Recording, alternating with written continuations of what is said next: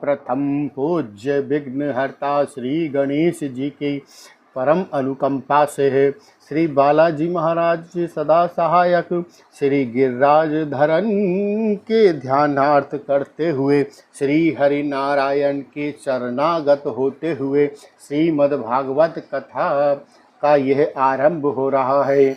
कस्तूरी तिलकम ललाट पटले वक्ष स्थल कौस्तुभम नासाग्रेवर मौक्तिकम करतले वेणुकर कंकणम सर्वांगे हरिचंदनम सुललिलम सर्वांगे हरिचंदनम सुललितं कंठे च मुक्तावली गोप स्त्री परिवेष्टितो विजयते गोपाल चूड़ामणि अस्ति स्वस्तरुणिकराग्र विगल कल्प प्रसूनापलुतं वस्तु प्रस्तुतेत वेणुनाद लहरि निर्वाण निर्व्याकुलम् सस्तस्त निवद्ध निविलस गोपी सहस्राव्रतम्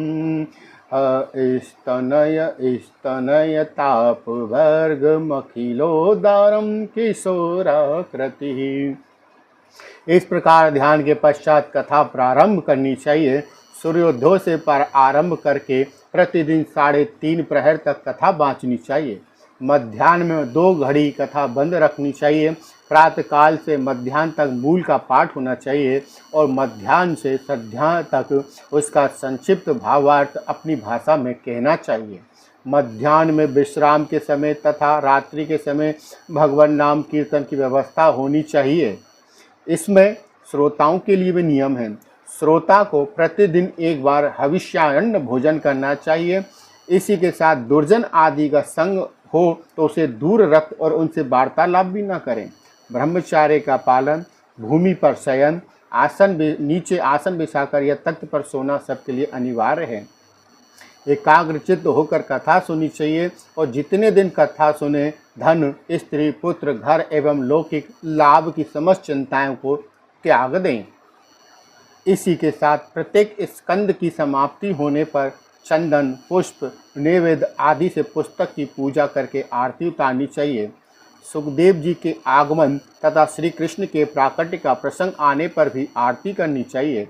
12वें स्कंद की समाप्ति होने पर पुस्तक और वक्ता का भी भक्तिपूर्वक पूजन करना चाहिए।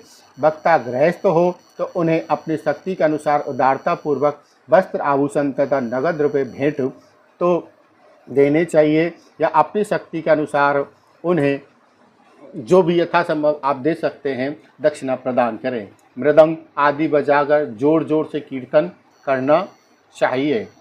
संतान की इच्छा से प्रयोग करना हो तो संकल्प के उद्देश्य में इस प्रकार योजना भी कर लेनी चाहिए।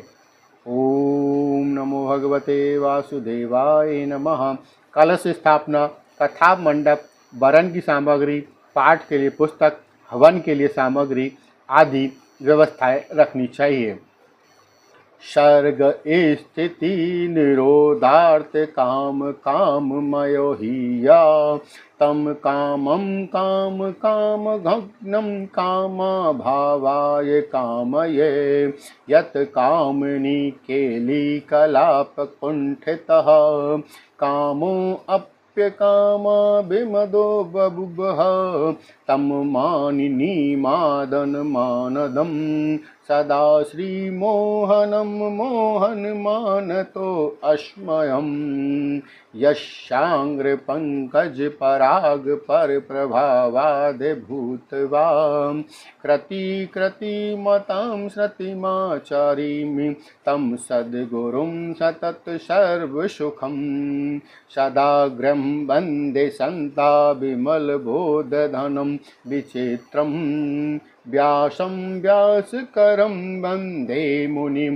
नारायणं स्वं यतः प्राप्त कृपा लोका मुक्ता कलिग्रहातः यश तुंडा चित्तश्रुतो राजते अयं रसात्मकः तं चित्कथा कुञ्जेषु कुञ्जतं सुखं भजे।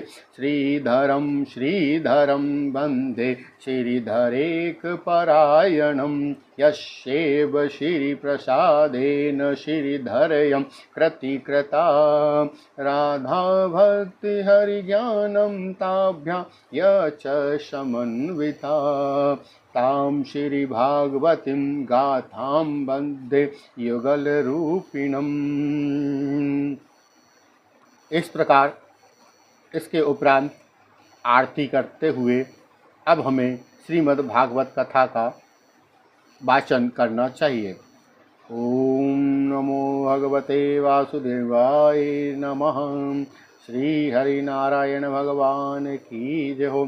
श्रीमद् भागवत कथा के दौरान हम भगवान श्री विष्णु के सभी अवतरणों की कथा आपको हम हमारे भारत की जन आवाज़ चैनल के माध्यम से बताएंगे। कृपया श्रीमद् भागवत कथा घर बैठकर सुनने के लिए आप हमारे इस चैनल को सब्सक्राइब जरूर करें। सच्चिदानंद रूपाय विश्वोत्पत्त्यादि हेतवे तापत्रय विनाशाय श्रीकृष्णाय वयं नुमः।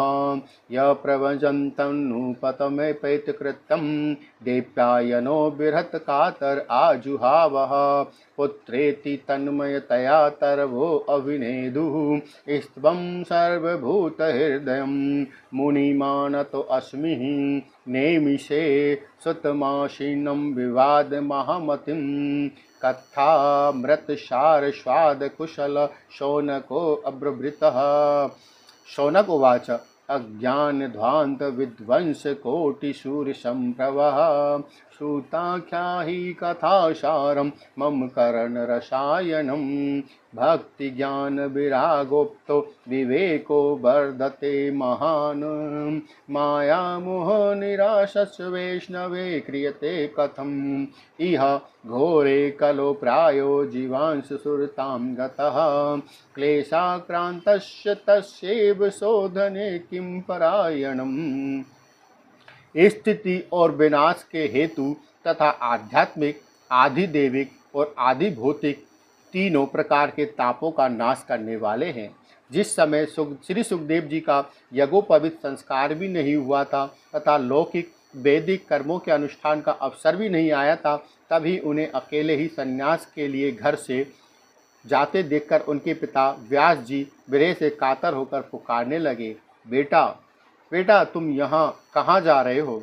उस समय वृक्षों ने तन्मय होने के कारण श्री सुखदेव जी की उत्तर दिया था, ऐसे सर्वभूत हृदय स्वरूप श्री सुखदेव मुनि को मैं नमस्कार करता हूँ। एक बार भगवत कथा अमृत का रसास्वादन करने में कुशल मुनिवर शौनक जी ने नैमिषारण्य क्षेत्र में विराजमान महामती सूत जी को नमस्कार करके उनसे भी पूछा था।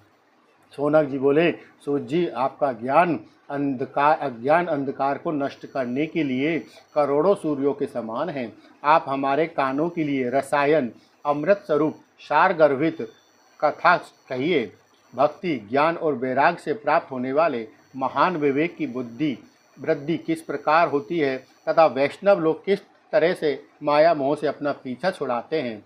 कली काल में जीव प्राय आसुरी स्वभाव के हो गए हैं। विविध क्लेशों से आक्रांत इन जीवों को शुद्ध देवी शक्ति संपन्न बनाने का श्रेष्ठ उपाय क्या है। बोलो भगवते वासुदेवाय नमः।